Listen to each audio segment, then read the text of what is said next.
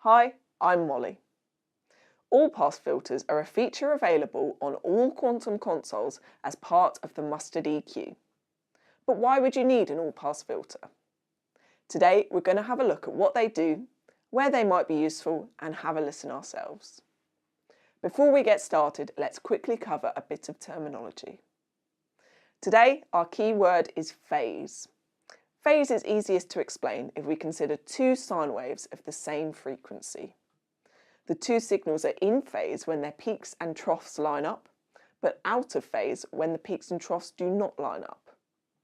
The amount they are out of phase by is based on how far apart the cycles are, and is usually measured in degrees. It's important to remember that phase is frequency dependent and is always relative, the difference between two signals, so it's irrelevant for a single isolated channel. Phase differences can be caused by time delays.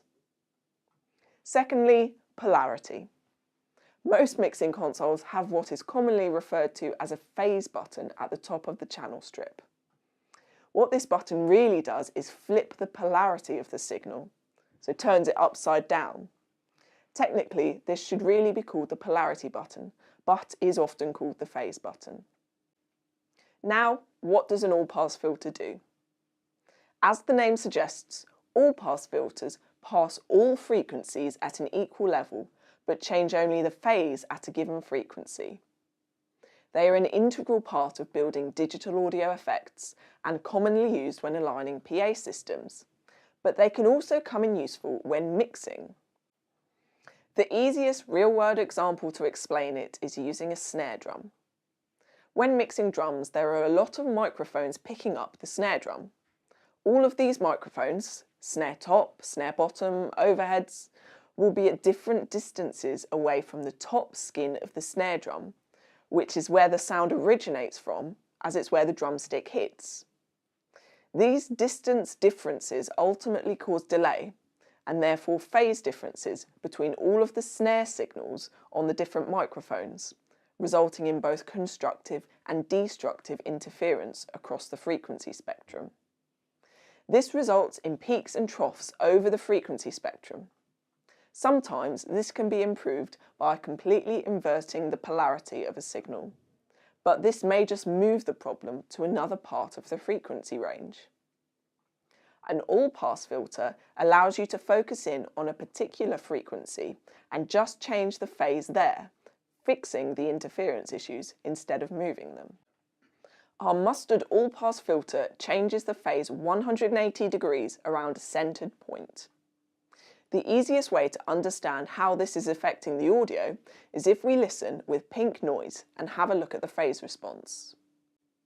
On the console, I have two channels of pink noise, both fed by the console's internal noise generator.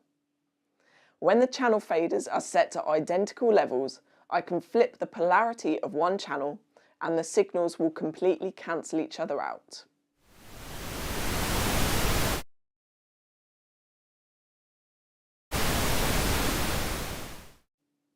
Let's now introduce the mustard all-pass filter. I'll turn the mustard EQ on both channels. Turning on the mustard processing strip introduces a small amount of latency, so in order to keep these signals phase coherent, I'll introduce this latency onto both channels.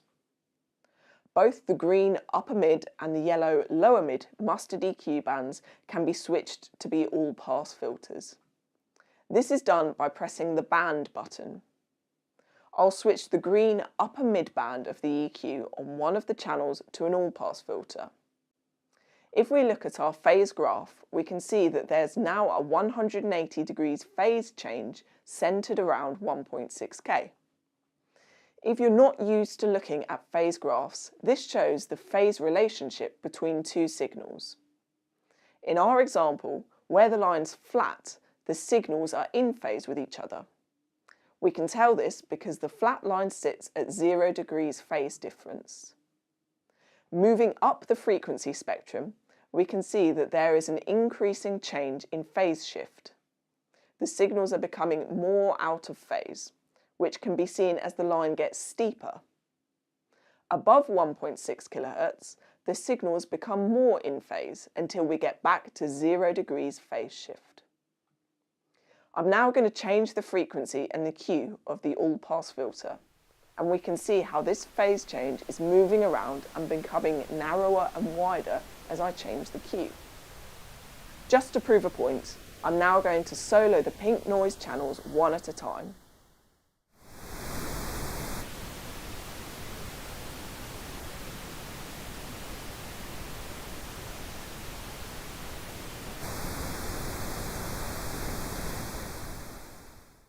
Notice how there isn't an audible difference between the two. This is because the level of the signal across the whole frequency range is not affected by the all-pass filter, only the phase is. If you introduce the all-pass filter onto an isolated channel, you won't be able to hear a difference. This is because phase is always relative, so we need another similar signal to compare it to.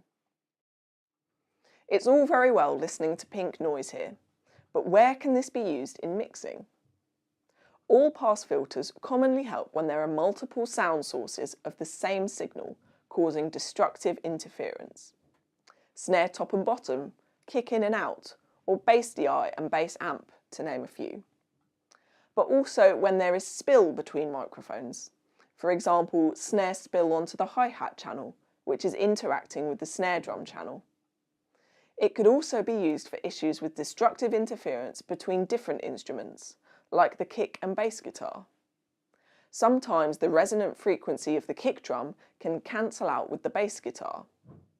This could be improved by inserting an all-pass filter onto the bass channel and tuning it to the resonant frequency of the kick drum.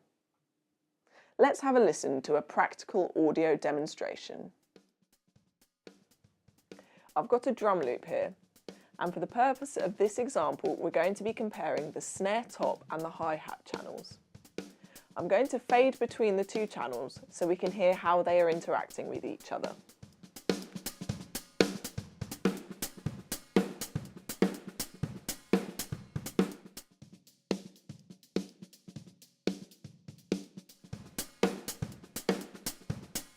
When both faders are up, we're losing a lot of the low end of the snare. I've got 3 snapshots here. When I fire the next snapshot, that's going to change the polarity of the snare top. So let's compare those two.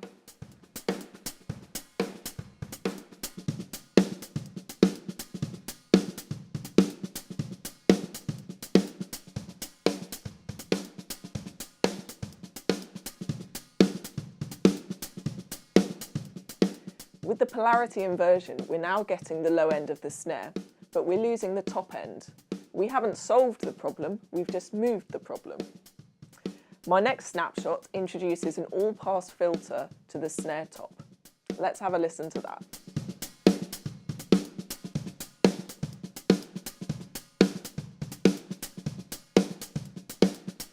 This is now introducing more of the low end, but we're still keeping the high end.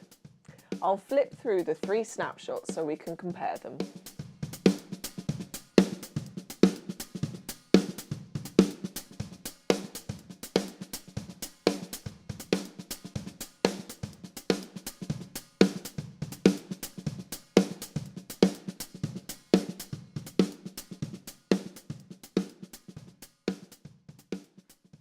Today, we've looked into the science behind all-pass filters, explored some of the possibilities of where they could come in useful, and had a listen. Next time you're on a Quantum console, why not have a play around with the all-pass filters to see just how useful they can be for your own mixing? Head over to YouTube to find more videos on our Quantum Theory series.